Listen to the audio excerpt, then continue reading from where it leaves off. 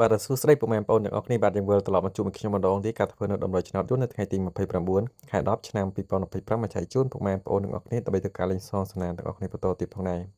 ហើយនៅថ្ងៃនេះគឺខ្ញុំមានលេខអុកខ្ទង់គឺមានចំនួន2ខ្ទង់គឺមានខ្ទង់40ក៏ដូចជាខ្ទង់90ទាំងអស់គ្នាបាទ40គឺមាន12គ្រាប់បាទគឺមានលេខ43 44ស្រាប់ខ្ទង់90គឺមានលេខ94 93បាទលេខត្រឡប់ខ្ទង់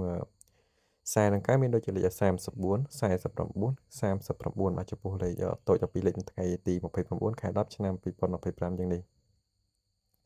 បាទឯលេខធំ13លេខគឺមានចំនួន12គ្រាប់លេខធំទី1គឺលេខ151ពុកម៉ែបងប្អូនអស់លេខចាក់គុណនិងលេខធំទី2គឺ447ពុកម៉ែបងប្អូនអស់នេះអាចធ្វើការលេងសងសណាងបានអញ្ចឹងម៉ោងដែលយើងធ្វើការលេងសងសណាងឆ្នោតយួនគឺមានរយៈពេល13ម៉ោងបាទគឺមានម៉ោង1:30នាទីម៉ោង4:30នាទីក៏ដូចជាម៉ោង6:30នាទីអញ្ចឹងពុកម៉ែបងប្អូនទាំងអស់គ្នាស្រឡាញ់ម៉ោងមួយណាគឺអាចលេខនឹងធ្វើការលេងសងសណាងលេខនឹងបានអញ្ចឹងសម្រាប់ពុកម៉ែបងប្អូនដែលថ្មីក៏ដូចជាចាស់បាទអញ្ចឹងកុំភ្លេចចុច Share មេដៃ Like ខាងលើទាំងអស់គ្នាម្នាក់មួយចុច Subscribe ចុចជាវ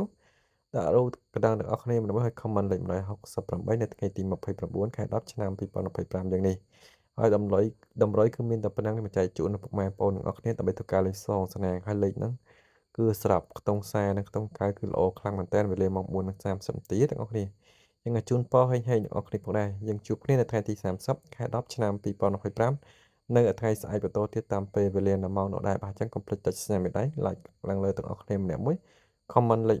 168បាទទទួលជ័យនៅថ្ងៃទី29ខែ10ឆ្នាំ2025គោរពលាជួបគ្នានៅថ្ងៃស្អែកបន្តទៀតតាមពេលវេលានៅម៉ោងដដែលបាយបាយពុកម៉ែបងប្អូនទាំងអស់គ្នាផងដែរបាទ